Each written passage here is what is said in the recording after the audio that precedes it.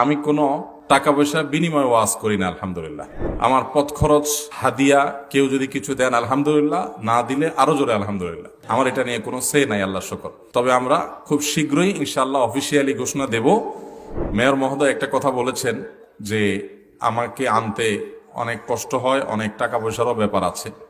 তো এটা একটু ক্লিয়ার করা দরকার আপনাদের কাছে, কারণ উনি জনপ্রতিনিধি, সেই হিসাবে আপনারা উনি যেটা মিন করেছেন, আমার মনে হয় যে একটা প্যান্ডেল, একটা সাউন্ড সিস্টেম, প্রচারণা, অনেক খরচ আছে। সে অর্থে তো ওনার কথা ঠিকই আছে, কিন্তু যদি আমার কথা বলেন তাহলে আমি কোনো টাকা পয়সা বিনিময়ে ওয়াজ করি না। আলহামদুলিল্লাহ। এবং আমি দিনী প্রোগ্রামগুলো করার চেষ্টা করি আল্লাহ তাআলার সন্তুষ্টির জন্য।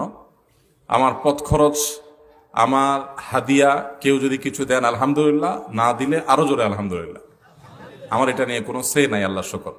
তবে আমরা খুব শীঘ্রই ইনশাআল্লাহ অফিসিয়ালি ঘোষণা দেব যে আমরা কোনো দিনই প্রোগ্রাম করে কোথাও কোনো প্রকার সম্মানই আমরা নেব না। সেই ঘোষণাটা আমরা দেব ইনশাআল্লাহ।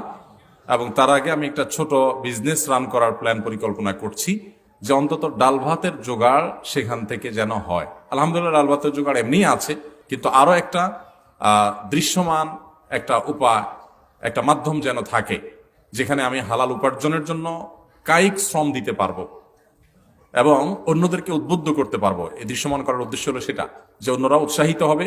ওলামা একরাম সমাজের সকল উন্নয়নমূলক কর্মকাণ্ডে নানাভাবে তারা জড়িত হবেন, সমাজকে এগিয়ে নেওয়ার পিছনে ওলামারা ভূমিকা রাখবেন।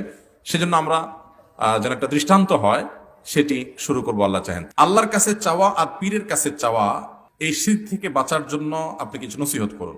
আল্লাহর কাছে চাওয়া, এটা তো আল্লাহ তাআলা নির্দেশ করেছেন, উদউনি আস্তাজিব লাকুম, তোমরা আমার কাছে দোয়া করো, আমি তোমাদের দোয়া কবুল করব। আল্লাহ তাআলা বলেছেন কোরআনে কারিমে, আমাদেরকে প্রত্যেক রাকাত নামাজে শিক্ষা দিয়েছেন, ইহদিনাস সিরাতাল মুস্তাকিম, ইয়াকা না'বুদু ওয়া ইয়াকা নাস্তাঈন। আল্লাহ তোমার কাছে ইবাদত, তোমার ইবাদত করি, তোমার কাছেই সাহায্য চাই। তাহলে সাহায্য চাইবো কার কাছে? কোন মাজারে গিয়ে বা কোন পীর সাহেবের হাতে শক্তি আছে, উনি আমারে কিছু করাই দিতে পারে, এটা যদি কেউ বিশ্বাস করে তাহলে তো ঈমান নষ্ট হওয়ার মতো বিশ্বাস। কারণ সকল ক্ষমতার মালিক কে?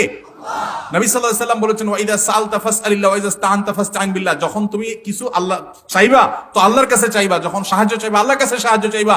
আমরা বলি ইয়াকা না'বুদু, আল্লাহ শুধু তোমার কাছেই সাহায্য চাই, তোমার ইবাদত করি, তোমার কাছেই সাহায্য চাই, শুধু তোমার কাছেই চাই।